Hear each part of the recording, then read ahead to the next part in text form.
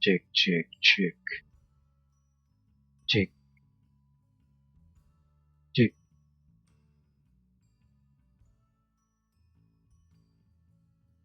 Bismillahirrahmanirrahim. Assalamualaikum warahmatullahi wabarakatuh. Selamat berjumpa lagi dengan saya di mata kuliah interaksi manusia dan komputer ya. Masih sama namanya Agus Priyadi ganti gitu ya. Tetap sama. Kita sudah memasuki pertemuan ke-6. Di pertemuan ke-6 ini kita akan membahas tentang perancangan atau desain sistem pada interaksi manusia dan komputer. Nah, sebelumnya kita sudah membahas tentang batch file, kemudian ada juga Turbo Pascal ya. Nah, saya sudah memberikan tugas yang pertama ya. Tugas yang pertama itu batch file. Nah, sedangkan untuk Turbo Pascalnya untuk latihan saja lah, nggak apa-apa ya. Nah, perancangan sistem interaksi manusia dan komputer. Pertama adalah jenis perangkat lunak. Ya. Jadi dalam merancang sebuah sistem kita harus menentukan terlebih dahulu jenis dari sistem atau aplikasi atau software yang ingin kita buat, yang ingin kita kembangkan itu seperti apa jenisnya. Nah, jenis yang pertama ada general purpose software ya, ini public software. Kemudian ada juga special purpose software. Nah, ini job order software atau made tailor software. Nah, kalau public software itu tentunya karena di sini general atau public berarti semua orang, semua instansi bisa menggunakan. Gitu ya. Jadi software-software atau perangkat-perangkat lunak yang bisa digunakan oleh setiap setiap perusahaan maupun setiap individu untuk membantu pekerjaan mereka. Nah, contohnya mungkin seperti Office gitu ya. Di Office setiap perusahaan bisa menggunakan, bisa memanfaatkan. Tidak spesifik. Jadi, mau itu perusahaan transportasi bisa tetap menggunakan Office, dan pabrik itu juga bisa menggunakan Office, kemudian toko itu juga bisa menggunakan Office. Kemudian ada juga yang special purpose. Nah, ini contohnya ya mungkin adalah aplikasi atau software khusus kasir. Nah, itu biasanya aplikasi kasir antar toko kalau memang berbeda kepemilikan, berbeda perusahaan pusatnya, yaitu biasanya softwarenya akan berbeda, tapi ya cara kerjanya mungkin sama.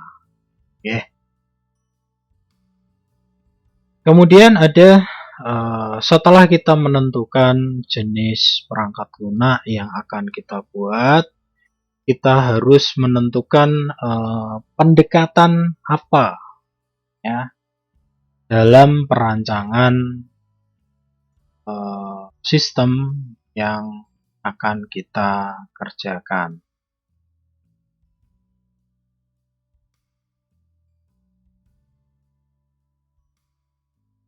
Nah, pendekatan yang pertama ada user-centered design.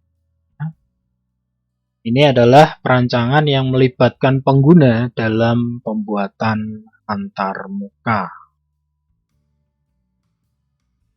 Jadi di sini user-centered design itu adalah perancangan atau pembuatan desain untuk yang melibatkan. Jadi antara programmer atau developer itu bekerja sama, langsung berdialog dengan klien yang membutuhkan, ya, penggunanya yang membutuhkan aplikasi tersebut untuk membuat perancangan desain dari aplikasi software yang akan dibuat. Kemudian yang kedua ada user design approach. Nah, kalau user design approach ini adalah si usernya itu memberikan perancangan antarmukanya. Nah, kemudian setelah usernya atau penggunanya membuat desain antarmuka, lalu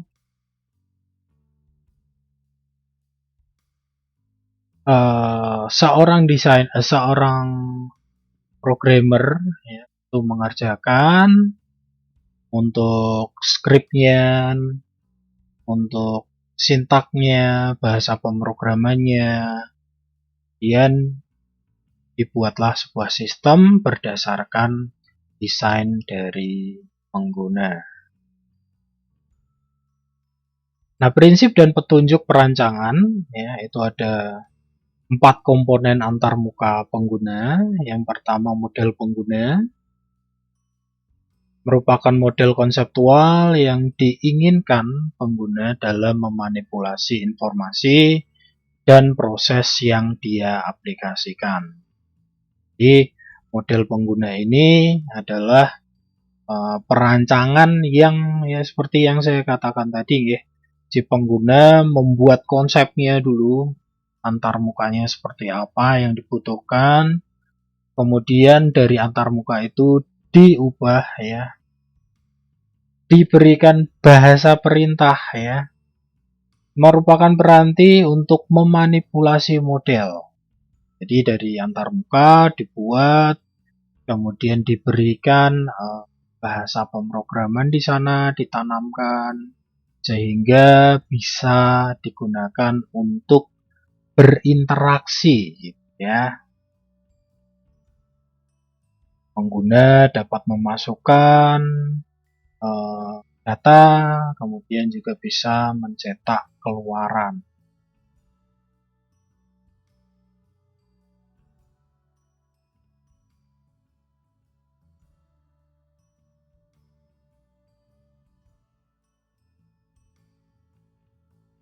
Oke.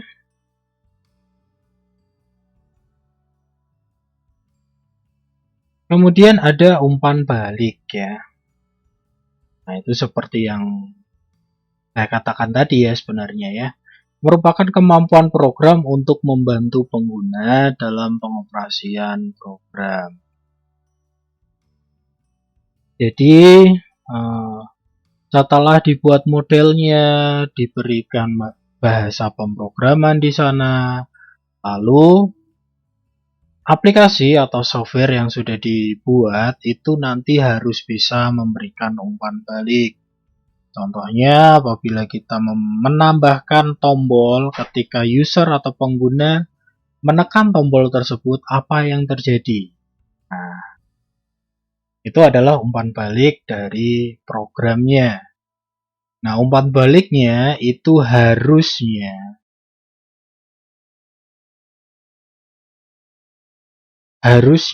itu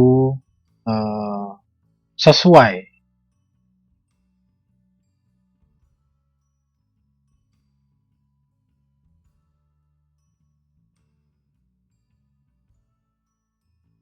Jadi kalau misalkan pengguna menekan tombol save atau simpan, ya harusnya umpan baliknya adalah programnya tersebut menyimpan ya, menyimpan data yang memang harus disimpan oleh penggunanya. Ketika pengguna menekan tombol delete atau hapus, ya berarti harusnya terhapus kan gitu ya, sesuai dengan umpan balik yang harusnya diberikan oleh program. Kemudian ada penampilan informasi.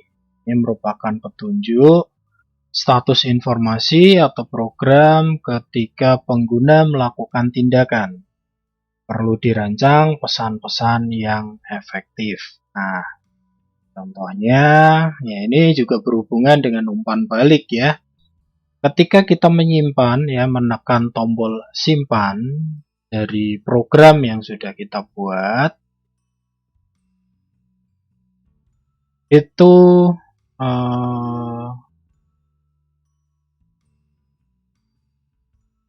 akan menampilkan pesan bahwa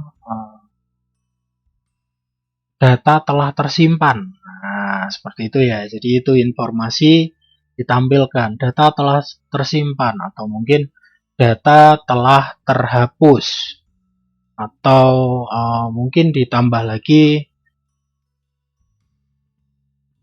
Anda membatalkan operasi, mungkin seperti itu ya. Itu adalah penampilan informasi. Kemudian bisa juga kita membuat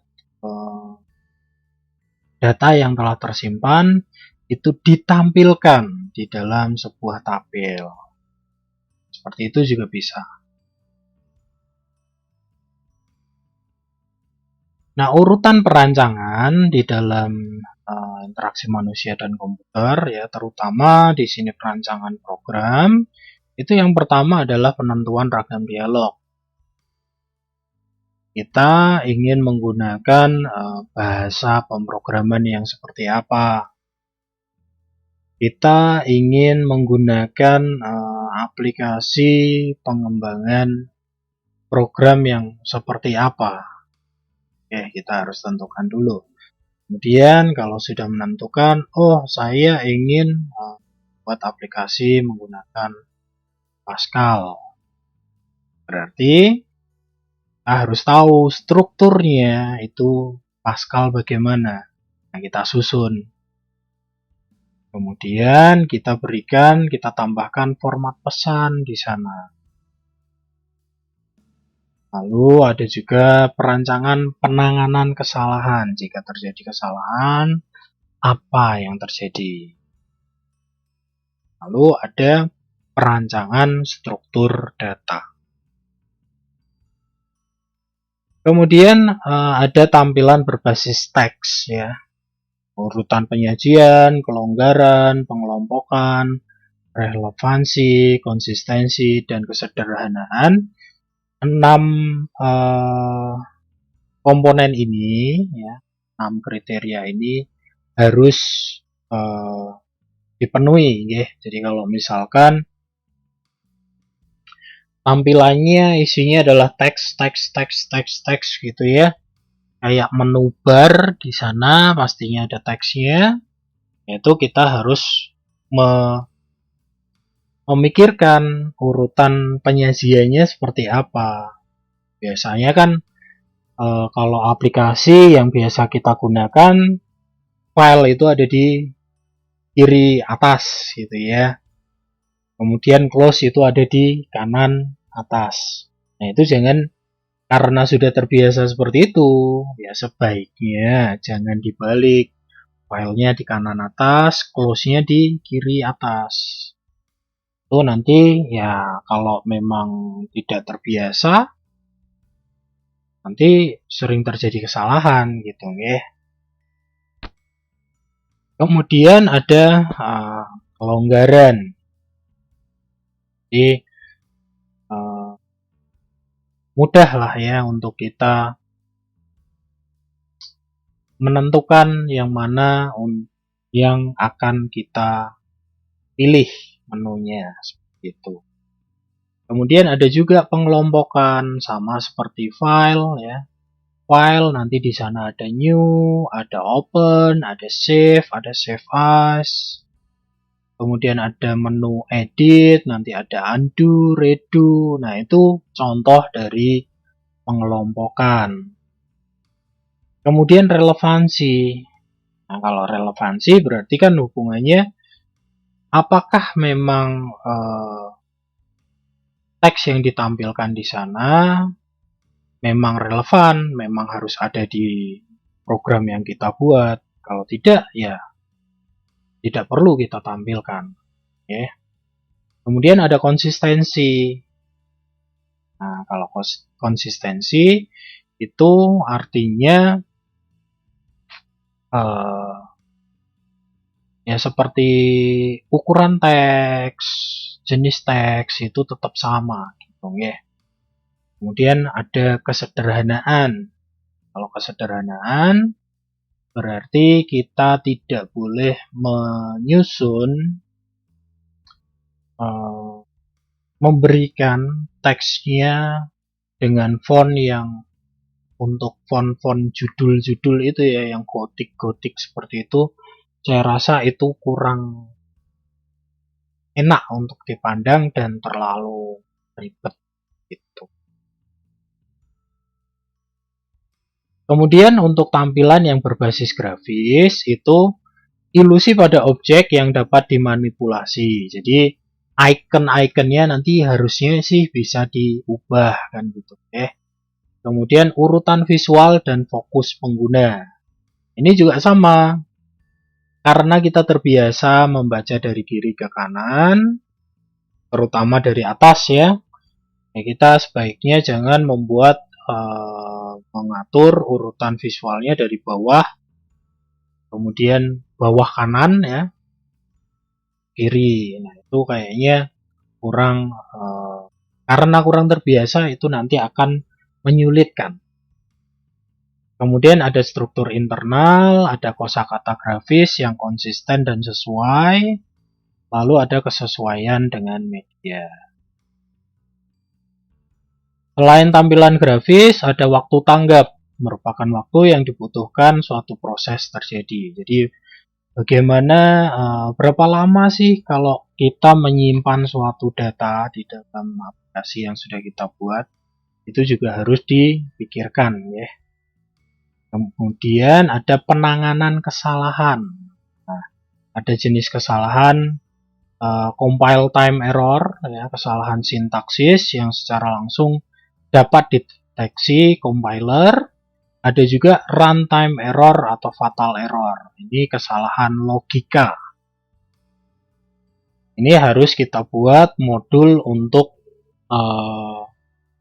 mengatasi error tersebut. Ini contoh yang berbasis teks. Seperti ini ya biasanya. Kemudian ini berbasis grafis. Jadi penempatan posisi ya, logo, tombol. Ini berbasis grafis. Ini perancangannya seperti ini. Oke, ya, saya rasa seperti itu saja untuk pertemuan kita. Kita lanjutkan di pertemuan ke-7 ya. Terima kasih atas perhatiannya. Saya akhiri. Wassalamualaikum warahmatullahi wabarakatuh. Sampai jumpa.